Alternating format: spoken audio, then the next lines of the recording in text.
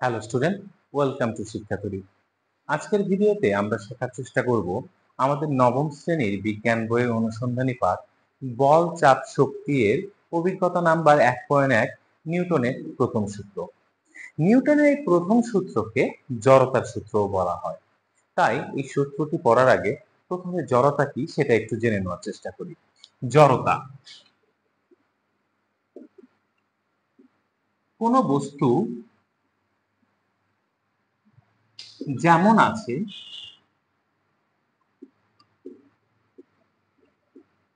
ঠিক তেমন থাকার ইচ্ছাকে জড়তা বলে। আমি কি পড়ে লিখলাম? কোনো বস্তু যেমন আছে ঠিক তেমন থাকার ইচ্ছাকে জড়তা বলে। আমাদের এই পৃথিবীতে যে সকল বস্তু আমরা দেখছি সেগুলো যে অবস্থায় আছে সে অবস্থাতেই থাকতে চায়। উদাহরণস্বরূপ আমার হাতের এই কলমটি এখন যে অবস্থায় আছে ঠিক সেই অবস্থায় থাকতে চায়। আমি যদি এর অবস্থানের পরিবর্তন করি সেটি তার জন্য আমাকে অবশ্যই বাহিরে থেকে কোনো না কোনো বল প্রয়োগ করতে হবে। অথবা আমাদের পৃথিবীতে আমি যখন কোনো কিছু চলমান থাকে, যেমন একটা ফ্যান, সে ঘূর্ণায়মান আছে, যদি সুইচ অফ করে দেই তারপরেও কিন্তু সে কিছুক্ষণ ঘুরে এবং একটা সময় গিয়ে থেমে যায়। কেন থেমে যায় সেটা আমি আলাদা করে বলছি। তো যদি কোনো বাধা না থাকতো তাহলে জড়তার মতে এটি সারা জীবন ঘুরতে থাকতো, কিন্তু সেটি ঘুরে না, কারণ হচ্ছে আমাদের বাতাসের একটা বলের কারণে এটি বাধা পায়। তেমনি ভাবে কোনো একটা বস্তুকে আমি যখন বল প্রয়োগ করি তখন বস্তুটা এক জায়গা থেকে অন্য জায়গায় যায়।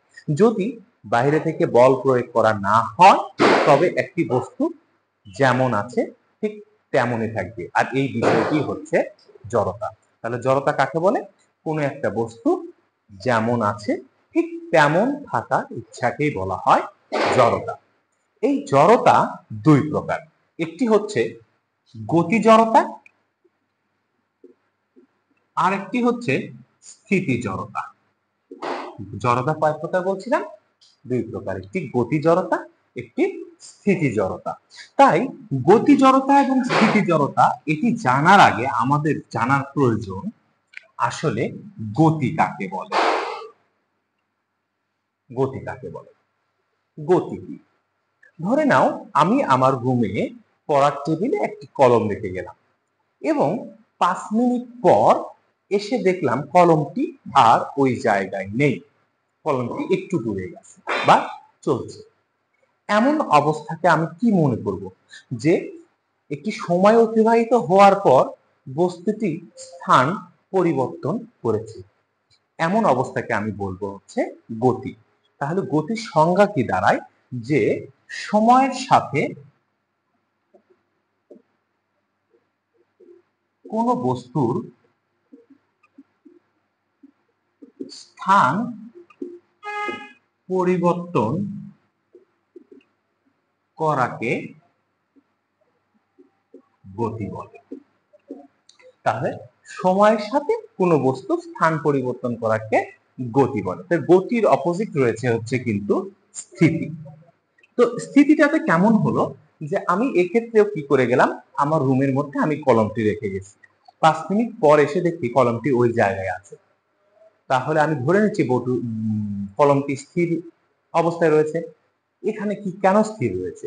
কারণ একটা সময় অতিবাহিত হওয়ার পরেও সে কিন্তু স্থান পরিবর্তন করেনি। তাহলে সময়ের সাথে সাথে কোনো বস্তু স্থান পরিবর্তন না করলে তাকে স্থিতি বলে। তাহলে আমি যদি উল্টো করে প্রথম থেকে আসি, স্থিতি কাকে বলে? সময়ের সাথে কোনো বস্তু স্থান পরিবর্তন না করলে তাকে বলা হয় স্থিতি। আর গতি কাকে বলে? সময়ের সাথে কোনো বস্তু যদি স্থান পরিবর্তন করে যায়। আশা করি টপিকটা বোঝা গেছে, তাই না?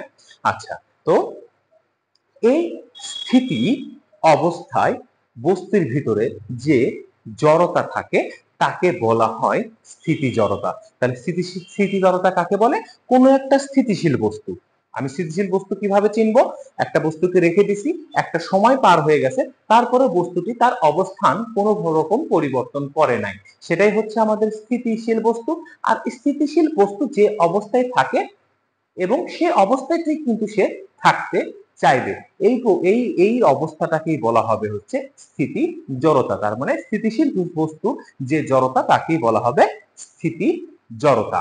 আর গতি জড়তা তাহলে কি বলবো? গতিশীল বস্তুর যে জড়তা তাকেই বলা হবে গতি জড়তা। আশা করি আমরা স্থিতি জড়তা, গতি জড়তা, স্থিতি, গতি এবং জড়তা কি এই জিনিসগুলো বুঝতে পেরেছি। এখানে আমি যখন স্থিতি বা গতি নিয়ে আলোচনা করছি তখন একটা বিষয় আলোচনা না করলেই নয়, সেটি হচ্ছে আপেক্ষিক বস্তু, বা আমরা এটার অপর নাম জানি প্রসঙ্গ কাঠামো। এটা কি? এটা হচ্ছে এমন একটা বস্তু যে বস্তু দ্বারা কোনো একটা বস্তু গতিশীল না স্থিতিশীল সেটা নির্ণয় করা যায়, তাকে বলা হয় আপেক্ষিক বস্তু বা প্রসঙ্গ কাঠামো। আমি আবার বলছি, আপেক্ষিক বস্তু বা প্রসঙ্গ কাঠামো হচ্ছে এমন একটা বস্তু যে বস্তু দিয়ে অন্য একটি বস্তু গতিশীল না স্থিতিশীল আছে সেটি পরিমাপ করা যায়, তাকেই বলা হয় আপেক্ষিক বস্তু বা প্রসঙ্গ কাঠামো। কারণ আপেক্ষিক শব্দের অর্থই কিন্তু তুলনা, আর তুলনা কিন্তু কখনো নিজে নিজে হবে না, তুলনা অপরের সাথেই করতে হবে। তো এখানেও অপরের সাথে আমি যে বস্তু দিয়ে অপরের সাথে তুলনা করার পর আমি জানতে পারলাম এটি স্থিতিশীল না গতিশীল, সেটি হচ্ছে আপেক্ষিক বস্তু বা প্রসঙ্গ কাঠামো। উদাহরণস্বরূপ আমি ধরে নিচ্ছি আমার একটা রাস্তা দিয়ে আমি প্রতিদিন সাইকেল চালিয়ে স্কুলে যাই, রাস্তার পাশে একটা গাছ আছে। আমি যখন সাইকেল চালিয়ে এখান দিয়ে স্কুলে যাচ্ছি আমি সব সময় দেখি, যাওয়ার সময়ও দেখে যাই গাছটা যেখানে আছে, আসার সময়ও দেখে যাই গাছটা ওখানেই আছে। এখন আমি কিন্তু যাওয়া এবং আসার মধ্যে একটা কিন্তু সময় অতিবাহিত করেছি, একটা সময় অতিবাহিত হয়েছে, কিন্তু বস্তুটির কোনো স্থান পরিবর্তন হয়নি। তাহলে আমার চোখে ওই বস্তুটি হচ্ছে একটি স্থির বস্তু। তাহলে আমি এই গাছটাকে বা আমার এই সাইকেলটা এই গাছটাকে বলছে তুমি একটা স্থির বস্তু এই সাইকেলের তুলনায়। কি এবার চিন্তা করে দেখো, আমি সাইকেল চালিয়ে যাচ্ছি, আমার পাশে আমার বন্ধুটাও সাইকেল চালিয়ে যাচ্ছে আমার সাথে। আসলেও প্রকৃতপক্ষে কিন্তু চিন্তা করে দেখো, সময় অতিবাহিত হচ্ছে কিন্তু আমার বন্ধু আর আমার মধ্যে কোনো ডিস্টেন্স হচ্ছে না। আমি আমার বন্ধুকে এখানে কি বলবো? আমার কাছে কিন্তু সে কিন্তু সবসময় আমার সেম দূরত্বে আছে, আমি ওকে কিন্তু স্থির বলতে পারবো, তাই না? যদিও আমরা হয়তো বা স্থির বলি না। আবার আচ্ছা, কিন্তু আমি এক্ষেত্রে তাকাই, আমি এটার দিকে ফোকাস দিই। তো এবার ধরে নাও গাছের একটা চোখ হয়ে গেল, গাছ অনুধাবন করছে, তাহলে গাছের চোখে তুমি কি? একটা নির্দিষ্ট সময় পর তোমার অবস্থান আস্তে আস্তে পরিবর্তন হবে, তাহলে গাছের চোখে তুমি হচ্ছে কি? একটা গতিশীল বস্তু। তাহলে গাছ দিয়ে তোমাকে গতিশীল নির্ণয় করলাম, তাহলে এই ক্ষেত্রে গাছ হয়ে গেল কি? সেই আপেক্ষিক বস্তু। আবার তোমাকে দিয়ে ওকে আমি কি নির্ণয় করলাম? ও একটা স্থির বস্তু, তাহলে তুমিও হচ্ছে কি? একটা আপেক্ষিক বস্তু। কিন্তু তোমাদের দুজনের মধ্যে পার্থক্য হচ্ছে, গাছ আর তোমার মধ্যে পার্থক্য হচ্ছে তুমি স্থির বস্তু পরিমাপ করতে পেরেছো এবং গাছ তোমাকে মানে গতিশীল বস্তু নির্ণয় করতে পেরেছে। তাহলে একটা স্থির বস্তু দ্বারা একটা গতিশীল বস্তুকে নির্ণয় করা যায়, আর একটা গতিশীল বস্তু দ্বারা একটা স্থির বস্তুকে নির্ণয় করা যায়। তো এখানে উভয়টাই হচ্ছে আপেক্ষিক বস্তু। তাহলে আমি তো আপেক্ষিক বস্তুর সংজ্ঞায় বলেছি যে বস্তু দ্বারা একটি বস্তু গতিশীল আছে না স্থিতিশীল আছে, তাহলে সেটাকেই বলা হচ্ছে আপেক্ষিক বস্তু। গাছ গতিশীল নির্ণয় করেছে, গাছ আপেক্ষিক বস্তু। আর এখানে সে হচ্ছে একটা এক্সপেরিমেন্টাল থিংস, মানে এখানে আমি এটাকে পর্যবেক্ষণ করেছি। আবার এই ক্ষেত্রে এখন আমি যখন গাছ সাইকেলটাকেই আপেক্ষিক বস্তু ধরছি, তখন স্থির বস্তু বা আমার পর্যবেক্ষণের বস্তু হয়ে যাচ্ছে কিন্তু গাছ। তো আশা করছি আমরা আপেক্ষিক বস্তু বা তুলনা বস্তু বা প্রসঙ্গ কাঠামো এই জিনিসটা বুঝতে পেরেছি। আর এই জিনিসটা এটা আমাদের পড়ার ক্ষেত্রে খুবই গুরুত্বপূর্ণ। আচ্ছা, তো এরপর একটু গতি জড়তা নিয়ে আরেকটি বিষয় আলোচনা করছি। তো আমরা অনেক সময় বাসে চলাচল করি। বাসে চলাচল করার সময় আমি যখন বাসের ভিতরে প্রথমে উঠে বসে থাকি, তারপর হঠাৎ করে যখন বাসটা চলা শুরু করে, আমি কিন্তু পিছনের দিকে ঝুলে পড়ি। আবার আমি যখন বাসটা চলমান বাসের মধ্যে যাচ্ছি, হঠাৎ করে বাসটা ব্রেক করলো, তখন কিন্তু আমি সামনের দিকে ঝুলে পড়ি। এই জিনিসটা আমাদের সচরাচর সবার সাথেই হয়। কিন্তু কখনো কি আমরা ভেবে দেখেছি এই জিনিসটা কেন আমাদের সাথে হচ্ছে? এর কারণ হচ্ছে, আমি যখন বাসের মধ্যে বসলাম, আমার শরীরটা যখন বাসের সাথে লেগে আছে, তখন বাসের জড়তা আর আমার জড়তা সেম। তো বাসটা কি অবস্থায় রয়েছে? স্থির অবস্থায় রয়েছে। তাই আমার শরীরটাও স্থির অবস্থায় রয়েছে। কিন্তু হঠাৎ করে বাসটা যখন চলতে শুরু করে, তখন বাসটা অলরেডি স্থিতি জড়তা থেকে গতি জড়তায় রূপান্তরিত হয়ে যায় এবং আমাদের শরীরটাও পুরোপুরি গতি জড়তায় যেতে পারে না। আমাদের শরীরের নিচের অংশটা গতি জড়তায় চলে যায়, কারণ ওটা আমাদের বাসের সাথে লাগানো ছিল। আর আমাদের শরীরের উপরের অংশটা তখন স্থিতি জড়তায় থাকে। সেই কারণে এখান থেকে যখন আমাদের বাসের সাথে আমাদের শরীরের নিচের ভাগটা আগায় যায়, তখন আমরা পিছনে পড়ে থাকি এবং আমরা পিছনের দিকে ঝুঁকে থাকি। আবার যখন বাসটা চলছে, তখন আমি বাসের সাথে সম জড়তায় রয়েছি। বাসও যে জড়তায় রয়েছে, আমিও সেই জড়তায় রয়েছি, স্বাভাবিকভাবে গতি জড়তায় রয়েছে। কিন্তু হঠাৎ করে যখন ব্রেকটা করে, ব্রেক করলে বাসটা স্থিতি জড়তায় চলে যায়। আমাদের শরীরের নিচের অংশ বাসের সাথে লেগে থাকার কারণে বাসের নিচের অংশটাও আমাদের শরীরের নিচের অংশটাও স্থিতি জড়তায় চলে যায়। কিন্তু আমাদের শরীরের উপরের অংশটা গতি জড়তায় থাকার কারণে এবার শরীরের উপরের অংশটা সামনের দিকে চলে যায় এবং নিচের অংশটা পিছনের দিকে আসে। সেই কারণে আমরা সামনের দিকে কিন্তু ঝুঁকে পড়ি। আশা করি আমরা কেন সামনের দিকে ঝুঁকে পড়ি আর পিছনের দিকে ঝুঁকে পড়ি এটা আমরা বুঝতে পেরেছি। এটি ছিল একটি গতি জড়তা এবং স্থিতি জড়তার একটা আদর্শ উদাহরণ বা আমাদের ব্যবহারিক ক্ষেত্রে উদাহরণ। এছাড়াও আমরা বইয়ের মধ্যে পড়ে থাকবো যে একটি গ্লাসের উপরে একটা কাঠ এবং তারপরে যদি একটা কয়েন রাখি, তাহলে আমি যখন কাঠটাকে আস্তে আস্তে করে টান দেই, তখন কিন্তু কয়েনটা কাঠের সাথে চলে আসবে। কিন্তু যখন আমি জোরে একটা টান দিব, তখন কিন্তু দেখব যে কয়েনটা গ্লাসের মধ্যে পড়েছে। কেন পড়েছে? কারণ এটা হচ্ছে, আমি যখন কয়েনটাকে কাঠের উপরে রেখেছি, তখন কয়েন আর কাঠটা সেম জড়তায় রয়েছে। আমি যখন আস্তে আস্তে টান দিচ্ছি, তখন কাঠটাও গতিশীল হচ্ছে এবং কয়েনটাও তার সাথে গতিশীল হচ্ছে। কিন্তু আমি যখন জোরে টান দিই, তখন কাঠটা গতিশীল হলেও ওই ক্ষুদ্র সময়ের মধ্যে কয়েনটা আর গতিশীল হতে পারেনি, সে স্থিতিশীল হয়েছে এবং সেই কারণেই কিন্তু কয়েনটা ওই জায়গাতেই থেকে যায় এবং কাঠটা সরে যাওয়ার কারণে সেটি নিচের দিকে আমাদের গ্লাসে পড়ে। এই পরীক্ষাটি আমাদের কিন্তু রয়েছে, তোমরাও বাড়িতে এটা ট্রাই করতে পারো। এছাড়া আমাদের বইয়ের মধ্যে একটা চিন্তার খোরাক দেওয়া আছে। উপরে একটা সাপোর্ট, সেখান থেকে একটা সুতো, তারপরে একটা বস্তু লাগানো আছে, তার নিচে আরেকটা সুতো। এটার নাম দিয়েছে বি, এটার নাম দিয়েছে এ। তো বলেছে, আমি যদি এ প্রান্তের এই সুতোটাকে আস্তে আস্তে টান দেই, তাহলে কোন জায়গা সুতোটা ছিঁড়ে আসবে, এবং আর যদি জোরে হ্যাঁচকা টান দেই তাহলে কি ঘটবে। তো আমি যখন আস্তে আস্তে টান দিব, তখন এই টানটা এই বস্তুটা ভেদ সহ এই সুতা সহ একই টান ফিল করবে এবং সেই কারণে ছিঁড়ে আসতে সেটি বি অংশ উপরের পার্ট থেকে ছিঁড়ে আসবে। কিন্তু যখন আমি জোরে টান দিব বা হ্যাঁচকা টান দিব, তখন এটা কোনো কিছু ফিল করার আগে এ গতিশীল হবে এবং সে কারণে এই এ অংশের সুতাটা কিন্তু ছিঁড়ে আসবে। এছাড়া আমাদের বইয়ের মধ্যে আরো কিছু উদাহরণ দেওয়া আছে, যেমন আমি একটা কম্বল বা মোটা কোনো লেপকে আঘাত করলে সেটি থেকে ধুলো বের হয় কেন? আচ্ছা, ধুলো বের হওয়ার কারণ হচ্ছে, আমার এই কম্বলের মধ্যে যে ধুলোগুলো ছিল, সেটা কম্বল যে অবস্থায় ছিল, যে জড়তাতে ছিল, ধুলোটাও সেই জড়তাতেই ছিল।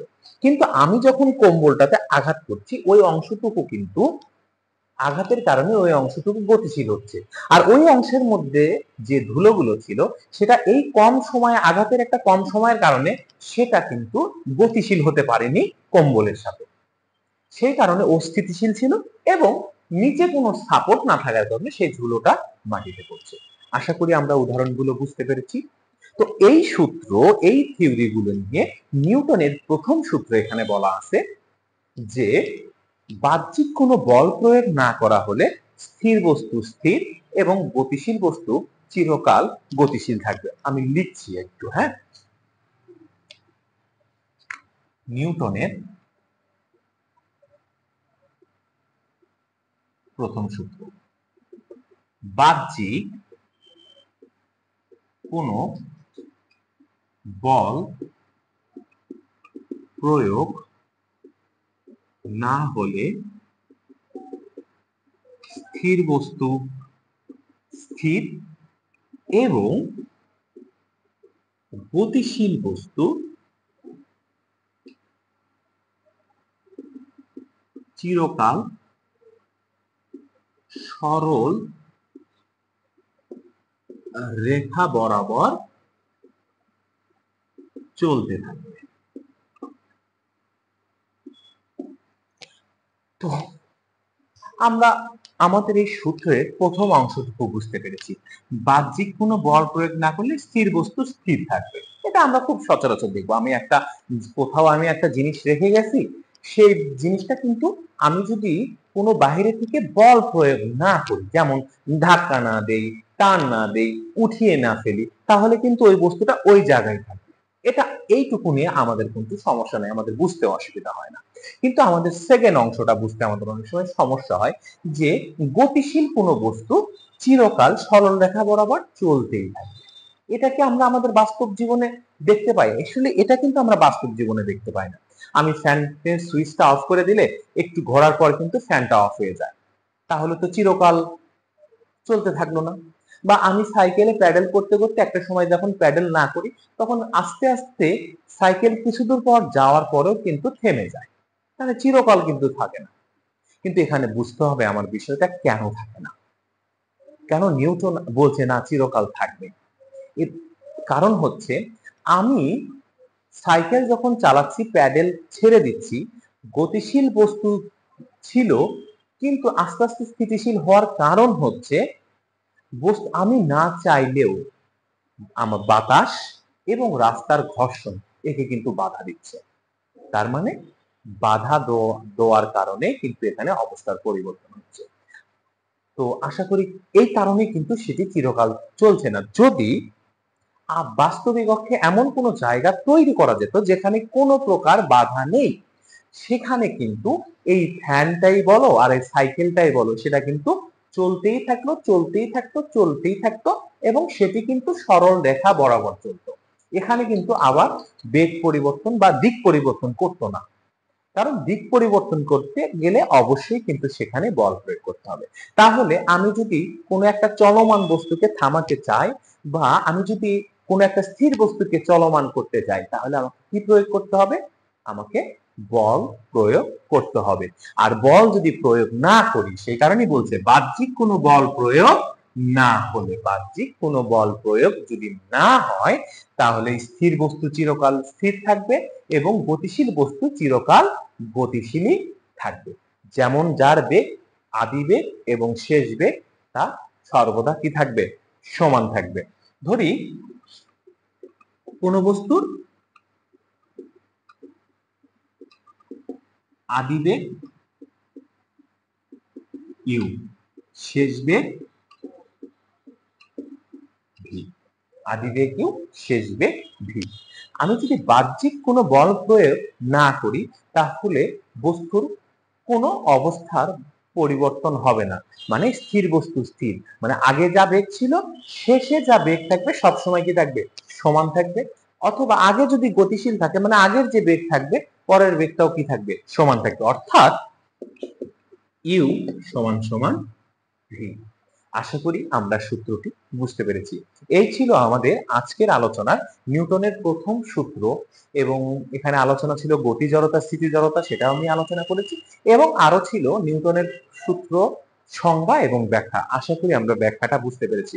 তোমরা অবশ্যই এই অংশটি একটি বার হলেও রিডিং করে নিবে এবং অনুশীলন পাঠটাকা অবশ্যই পূরণ করার চেষ্টা করবে এই অভিজ্ঞতাকে কাজে লাগিয়ে। আশা করছি তোমরা বুঝতে পেরেছো। তবে কারো যদি অসুবিধা থাকে অবশ্যই কমেন্ট করবা এবং ভিডিওটি তোমাদের বন্ধুদের মধ্যে ছড়িয়ে দেওয়ার চেষ্টা করবা।